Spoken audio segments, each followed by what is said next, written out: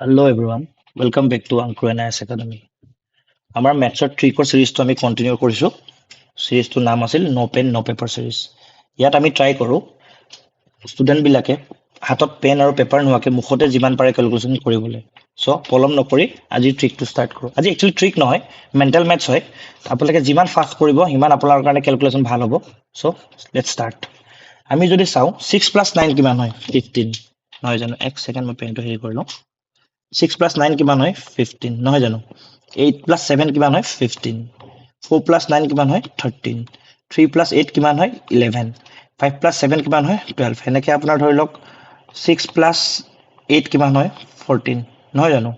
এতিয়া চাব আমি এই বস্তুটোৱে 6 + 9 টোৱে আমি ইয়াত কেনেকৈ ইউজ কৰিব পাৰো আপুনি চাওক 26 + 9 আমি 9 + 6 15 জানিছিলো মানে 26 ৰ লগত 9 যদি আমি প্লাস কৰো কিমান হ'ব 35 হ'ব সিমিলাৰলি 37 ৰ লগত যদি আমি 8 প্লাস কৰো 7 + 8 কিমান আছিল 15 মানে 37 ৰ লগত যদি 8 প্লাস কৰো আমাৰ কিমান হ'ব 45 সিমিলাৰলি 84 + 9 কিমান হ'ব আমি 4 + 9 কৰোতে কিমান 13 হৈছিল নে মানে 8 + 84 + 9 কৰোতে আমাৰ 93 হ'ব তেনেকৈ 8 + 3 কৰোতে আমাৰ কিমান হৈছিল 11 হৈছিল মানে 73 + 8 কৰিলে আমাৰ কিমান হ'ব 81 তেনেকৈ 65 + 7 কৰিলে আমাৰ হ'ব 72 এতিয়া আমি যদি দুইটাই 2 ডিজিট সাম ক্লাস কৰো কি হ'ব চাব 26 + 39 নহয় জানো আমি যদি মাথাত এনেকৈ ভাবি লওঁ 26 + 30 + 9 হয়নে 39 টো ভাঙি দিলো মানে কি হ'ব চোৱা 26 + 30 কিমান হয় আমাৰ 56 নহয় জানো 56 + 9 কিমান হ'ব 6 + 9 কিমান আছিল 15 মানে কিমান হ'ব 65